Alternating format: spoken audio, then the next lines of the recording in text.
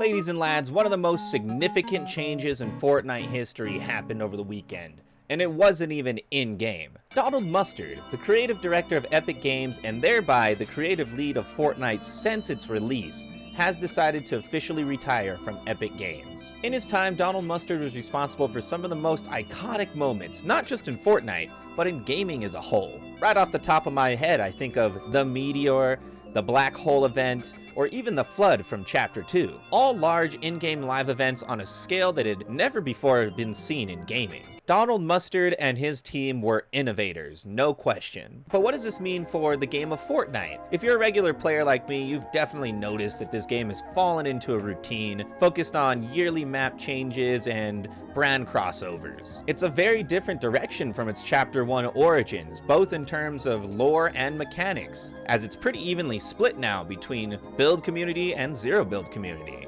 No doubt Donald Mustard has left behind an infrastructure that'll hold up this game without him, but we still have to question the creative direction without the genius behind the wheel. In terms of the Battle Royale aspect of this game, Fortnite has far surpassed its origins, becoming one of the most depthful player versus player games in terms of mechanics. In Chapter 2, true water physics were added to the game, allowing players to swim, use boats, and even fish. In Chapter 3, advanced movement was added right before zero builds, giving players a whole new plethora of mechanics, including mantling, sprinting, and hurdling. And in Chapter 4, a new in-game augment system was added, giving the game another aspect to its diversity of play. And with each of these chapters has come, of course, an entirely new map. Fortnite is, without a doubt, a better game mechanically than it ever has been. Beyond that, Fortnite recently made major overhauls to their creative system, and it has exploded in popularity. When these tools were released, known as Unreal Engine Fortnite or shorthand UEFN, 40% of player time was already spent on user-generated content,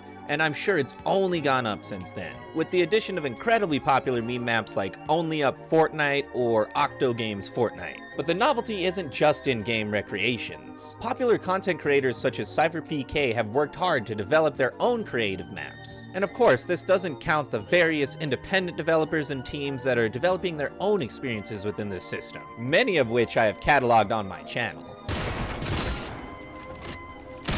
Yes, let's go! Get out of here! Naughty Net's victory, baby!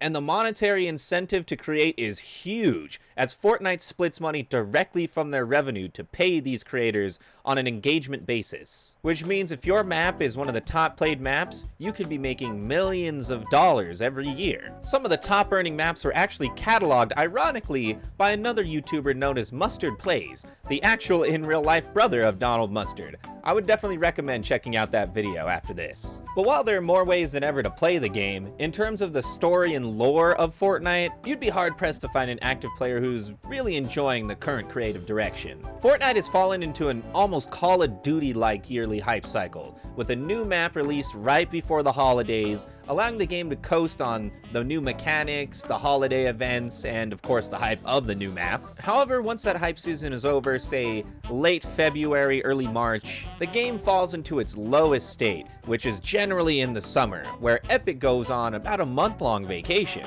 These moments of summer blues are mitigated mostly by brand crossovers and promotion of user-generated creative maps. And that's not to say that these brand crossovers aren't huge. We've had everything from Dragon Ball Super to very recently Jujutsu Kaisen and even Kabilame in the Battle Pass. And on the other side, you have brands like Shell or Polo paying creative teams themselves independent of Epic Games to make their own experiences, just to promote their brands.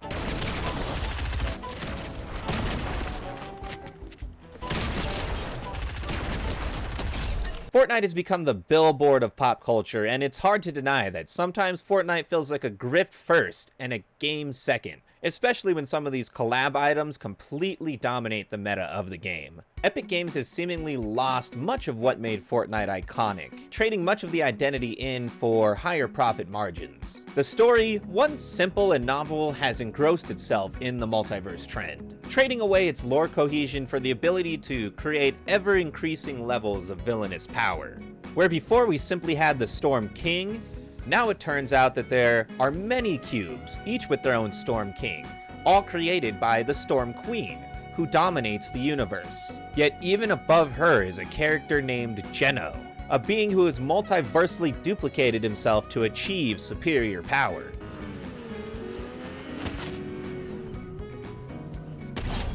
Oh my god, wow.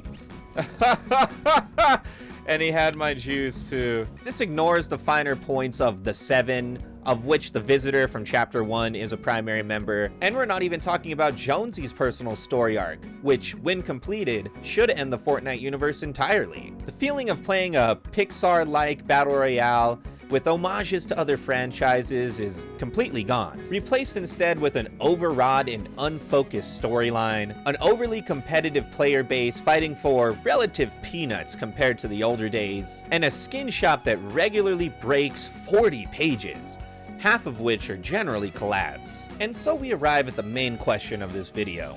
Is Fortnite still worth playing today? Now, I still play and stream this game regularly, and I have since the first few weeks of this game, so I'm probably a little biased. But when I consider the mechanical depth that this game has managed to achieve, whether you're playing zero build or build mode, and the recent explosion of user-generated creative maps which will only become more varied and complex as time goes on.